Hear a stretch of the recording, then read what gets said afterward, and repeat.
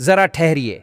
अगर आपके गांव या शहर में किसी को प्रधानमंत्री आवास योजना का पैसा मिल गया है, लेकिन आपको अभी तक एक भी किस्त नहीं मिली, तो घबराने से पहले यह समझ लीजिए कि हो सकता है आपका नाम सूची में हो, पर आपको इसकी जानकारी ही ना हो।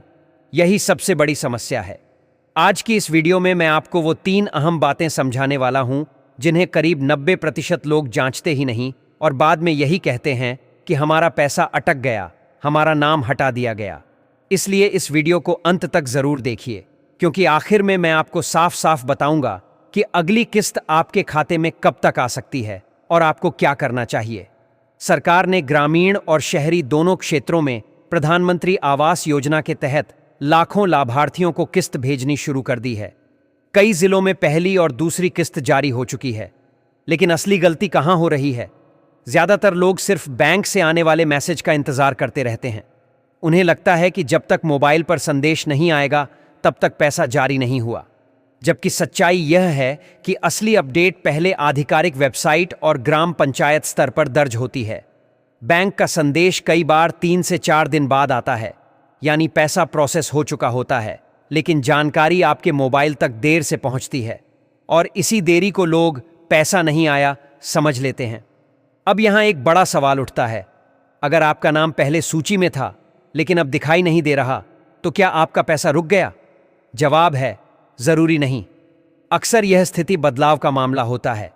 योजना में लाभार्थी की स्थिति 3 चरणों में बदलती है।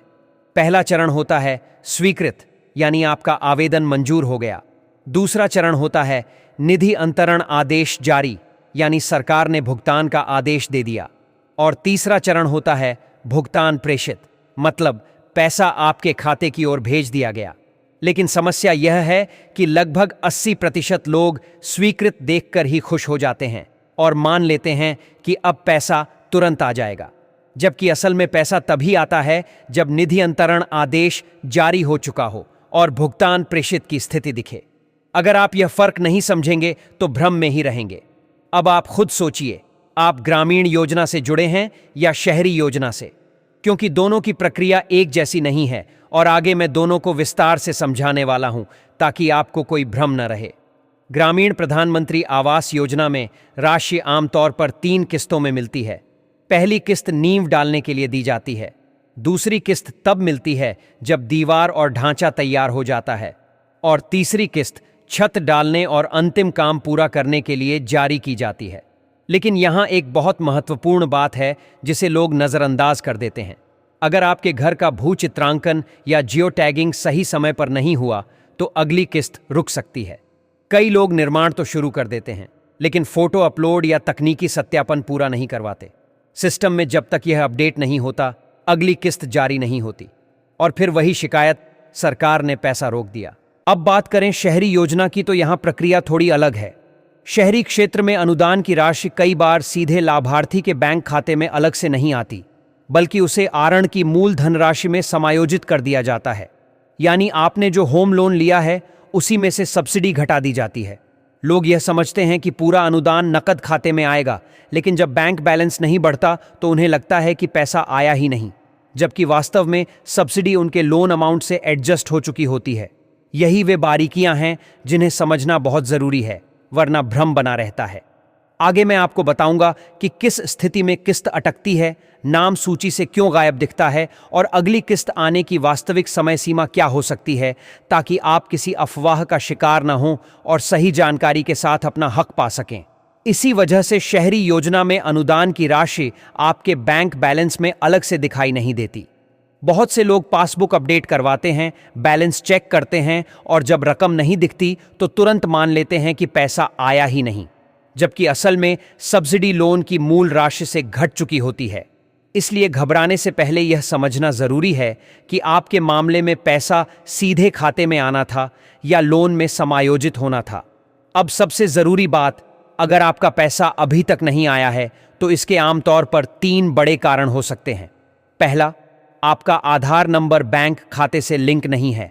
आज लगभग हर सरकारी भुगतान डीबीटी प्रक्रिया से होता है, और अगर आधार सीडिंग नहीं है तो सिस्टम भुगतान रोक देता है।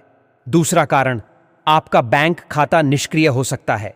कई बार महीनों तक लेन देन न होने से खाता डोरमेंट हो जाता है और आपको पता भी नहीं चलता। तीसरा और सबसे आम कारण, भौतिक सत्यापन लंबित होना, यानी आपके मकान का निर्माण कार्य, जियो टैगिंग या स्थल निरीक्षण अभी सिस्टम में अपडेट नहीं हुआ है। और यहां एक महत्वपूर्ण बात ध्यान रखें, अगर सत्यापन लंबित है तो अगली किस्त आने में 2 से 3 महीने तक का समय लग सकता है। यह देरी स्थायी रोक नहीं होती, लेकिन प्रक्रिया पूरी होने तक भुगतान आगे नहीं बढ़ता। तो ऐसे में आपको क्या करना चाहिए? सबसे पहले अंदाजा लगाने या अफवाह सुनने की बजाय सीधे ग्राम पंचायत सचिव, ब्लॉक कार्यालय या नगर निगम कार्यालय में जाकर अपनी स्थिति स्पष्ट करें। उनसे पूछें कि आपके आवेदन की वर्तमान स्थिति क्या दिख रही है, स्वीकृत, निधि अंतरण आदेश जारी या सत्यापन लंबित। इसके साथ ही योजना की आधिकारिक वेबसाइट पर जाकर लाभार्थी सूची अवश्य जांचें। कई बार नाम वहां अपडेट हो चुका होता है, लेकिन हमें जानकारी नहीं होती। यह भी सुनिश्चित करें कि आपका मोबाइल नंबर बैंक खाते से जुड़ा हो, ताकि किसी भी लेन देन की सूचना तुरंत मिल सके। छोटी सी लापरवाही कई बार महीनों की देरी में बदल जाती है। अब सबसे बड़ा सवाल, अगली किस्त कब तक आ सकती है? अगर आपके खाते के सामने निधि अंतरण आदेश जारी दिख रहा है, तो आमतौर पर 5 से 10 कार्य दिवसों के भीतर राशि आपके खाते में दिखाई दे सकती है।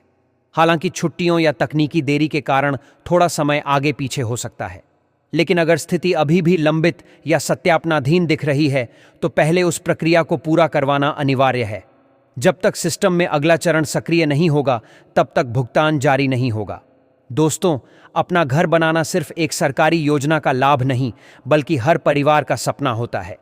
बरसात में टपकती छत से मुक्ति, बच्चों के लिए सुरक्षित कमरा और अपने नाम की दीवार, ये सिर्फ ईंट और सीमेंट नहीं, बल्कि सम्मान और सुरक्षा की भावना है।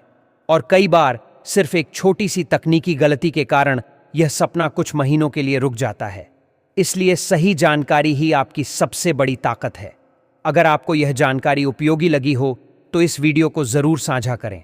हो सकता है आपके गांव या शहर में कोई ऐसा व्यक्ति हो जो महीनों से इंतजार कर रहा हो और उसे बस सही दिशा की जरूरत हो।